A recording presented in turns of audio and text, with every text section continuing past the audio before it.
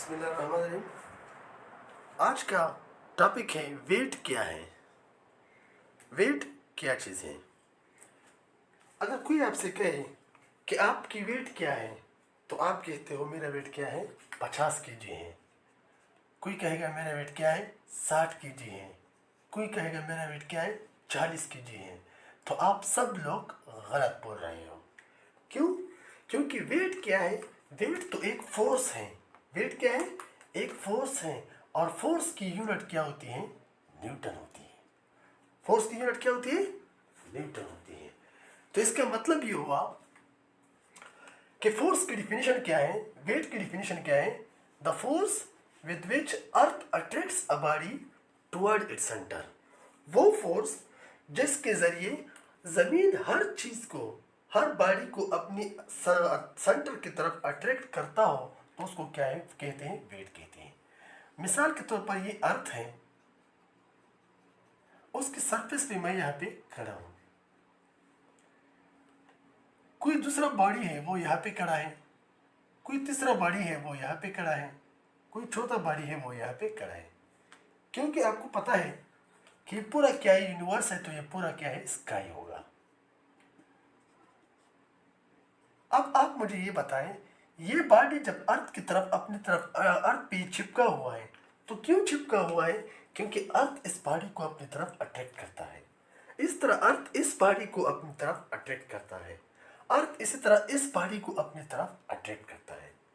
तो ये फोर्स जिसके जरिए अर्थ बॉडीज को, इन सारी बॉडीज को अपनी तरफ अट्रैक्ट करता हो, तो इस फोर्स को क्या कहते हैं? वेट कहते हैं। क्या कहते हैं? वेट कहते हैं।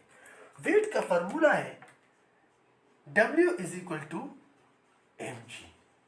W is equal to mg। अच्छा, m क्या है? मास है। मान लो एक बॉडी की मास क्या है? 40 kg है। क्या है? 40 kg है। अब इसके इस 40 kg को हम मल्टीप्लाई करें 9.8 मीटर पर सेकेंड स्क्वायर के साथ, तो इससे जो रिजल्ट आएगा वो क्या आता है? हमारे पास वेट आता है। और वो रिजल्ट कहाँ पे होगा? किस यूनिट में होगा? न्यूटन में होगा।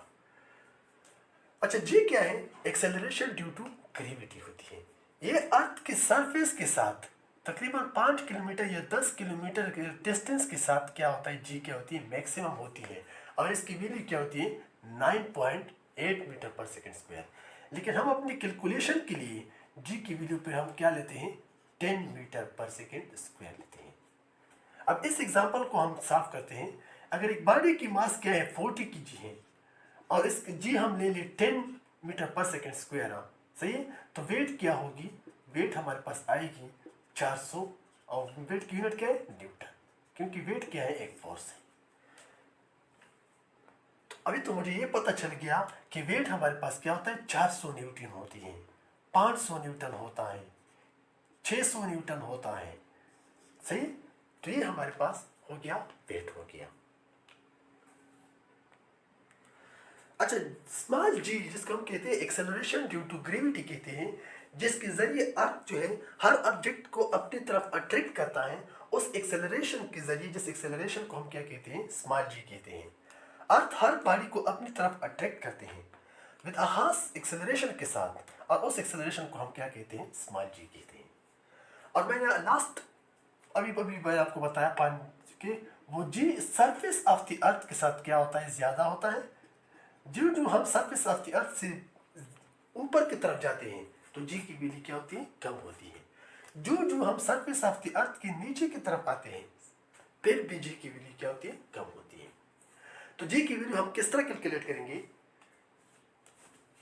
मान लो ये बॉडी है, सरफेस ऑफ द अर्थ पे खड़ा है, तो आपको पता है कि ये हमारे पास एक बॉडी है जिसको कहते हैं मास of the earth.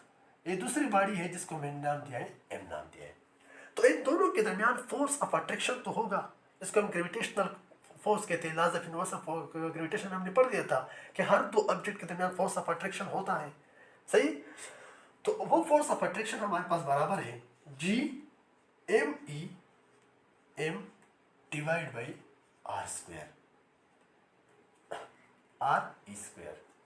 Ji M E M divide by R E square. और इस बॉडी अर्थ जिस ऑब्जेक्ट को, जिस फोर्स के साथ अट्रैक्ट करता है उसको तो हम वेट भी कहते हैं, उसको हम क्या कहते हैं, वेट भी कहते हैं। अर्थ जिस फोर्स के साथ बॉडी को अट्रैक्ट करता है तो उसको तो हम वेट भी कहते हैं। तो हमारे पास इसका मतलब ये कि ग्रेविटेशनल फोर्स हमारे पास वेट के बराबर है यहाँ पे। तो W is equal to G M E M divide by R square.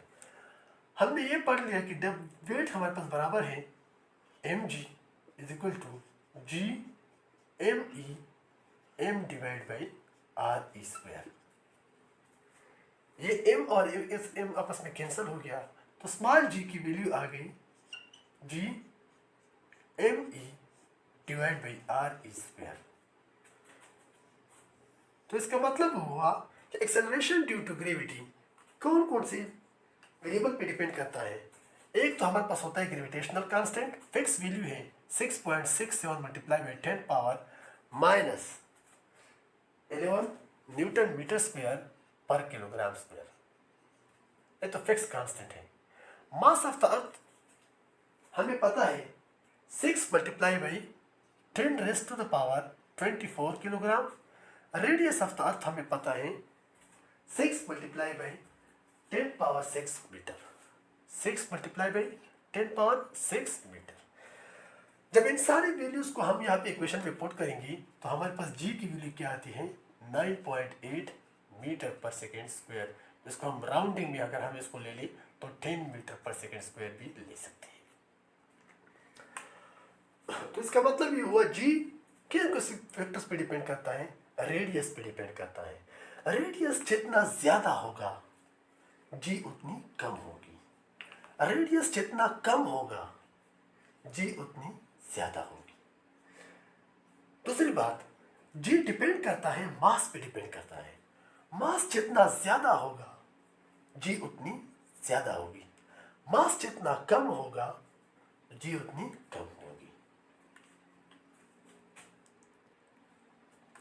अच्छा, अभी हम पढ़ेंगे वेरिएशन इन वैल्यू ऑफ जी। जी की वैल्यू में वेरिएशन कैसे आएगा। फार्मूला हमने जी का पढ़ लिया, small G is equal to capital G gravitational constant mass of the earth divide by radius of the earth square. अच्छा, इस इक्वेशन में आप नोट कर ले, रेडियस ऑफ द अर्थ जितना ज्यादा होगा, रेडियस जहां पे जितना ज्यादा होगा जी उतनी कम होगी। अच्छा, नोट कर ले, अर्थ की जो सरफेस है, अर्थ की जो शेप है वो राउंड नहीं है, वो क्या है, स्फेरिकल शेप है। स्फेरिकल भी कह सकते हैं या ओवल भी कह सकते हैं, अंडे की तरह। तो आप नोट कर ले, सेंटर ऑफ द अर्थ ये है, तो सेंटर से लेके इक्वेटर तक मिसाल के तौर पर डिस्टेंस क्या है, ज्यादा है। सेंटर से लेके पोल तक डिस्टेंस क्या है, रेडियस क्या है, कम है। तो सेंटर से लेके पोल तक रेडियस को हमने क्या नाम दिया है, आरपी। सेंटर से लेके इक्वेटर तक हमने रेडियस क्या नाम दिया है, आर ए। सही। तो अब आप मुझे बताएं कि रेडियस ऑफ इक्वेटर वो ज्यादा है रेडियस ऑफ पोल का। जब रेडियस ऑफ इक्वेटर ज्यादा है तो आप इस यहाँ पे चेक कर लें, जितना आपका रेडियस ज्यादा होगा उतना आपकी जी की वैल्यू क्या होगी, कम होगी। तो इससे हमारे पास एक बात नोट हो गई कि जी हमारे पास इक्वेटर पे क्या होगी, कम होगी। जी हमारे पास इक्वेटर में क्या होगी, कम होगी। और जी हमारे पास पोल में क्या होगी, ज्यादा होगी। क्यों? क्योंकि यहाँ पे डायग्राम में आपको पता चलता है कि अर्थ चूंकि ओवल शेप में है और रेडियस जो है इक्वेटर का ज्यादा है, पोल पे क्या है, कम है। तो इस वजह से जी जो है पोल पे क्या होगी, ज्यादा होगी, क्योंकि जी रेडियस ऑफ द अर्थ के साथ इनवर्स रिलेशन है। जी रेडियस ऑफ द अर्थ के साथ इनवर्स रिलेशन है। तो इस वजह से इक्वेटर पे जो जी की वैल्यू कम होगी, जबकि पोल पे जी की वैल्यू क्या होगी, ज्यादा होगी। दूसरी बात नोट करो, जितना हम सरफेस ऑफ द अर्थ से ऊपर की तरफ जाएंगे, जितना हम सरफेस ऑफ द अर्थ से ऊपर की तरफ जाएंगे तो जी की वैल्यू क्या होगी, कम होगी। क्यों? क्योंकि आपको पता है कि आर ई क्या है, distance of the radius of the अर्थ है। और अब आपको जी जो है हमारे पास किस चीज़ पे डिपेंड करता है, रेडियस पे डिपेंड करता है। रेडियस पे क्या करता है, डिपेंड करता है। अगर रेडियस वहाँ पे उस इससे पहले केस में तो बॉडी जो था वो तो सरफेस ऑफ द अर्थ पे खड़ा था, वो खड़ा हुआ था। सही। तो इस वजह से सेंटर से लेके बॉडी के सेंटर तक जो डिस्टेंस था वो हमने अप्रॉक्सीमेटली रेडियस ऑफ द अर्थ ले लिया था। लेकिन जो जो बॉडी जो है ऊपर की तरफ जाएगी तो रेडियस ऑफ द अर्थ तो ज़्यादा होगा। जब रेडियस ऑफ द अर्थ के साथ जो है प्लस हो, जो बाकी जितने भी डिस्टेंस होगा वो आप उसके साथ कैलकुलेट करेंगे, तो जितना रेडियस ज़्यादा होगा तो जी उतनी कम होगी। तो इस वजह से हम शॉर्टकट कह सकते हैं कि सरफेस ऑफ द अर्थ से बॉडी जितना ऊपर जाएगा जी की वैल्यू क्या होगी, कम होगी। सरफेस ऑफ द अर्थ से बॉडी जितना नीचे की तरफ आएगा जी की वैल्यू क्या होगी, फिर भी क्या होगी, कम होगी। जब जी की वैल्यू सरफेस ऑफ द अर्थ से ऊपर की तरफ आप जाएंगे कम होगी, तो इसका मतलब ये हुआ कि वेट भी क्या होगा, कम होगा, क्योंकि वेट बराबर है W=mg। जब आपका जी कम होगा तो वेट कम होगा, जब आपका जी बढ़ गया तो वेट भी आपका बढ़ेगा, क्योंकि मास तो आपको पता है हर जगह पे कांस्टेंट रहता है, मास चेंज नहीं होता, जी चेंज होगा। तो जी जब आपके पास चेंज होगा तो वेट भी उस हिसाब से चेंज होगा।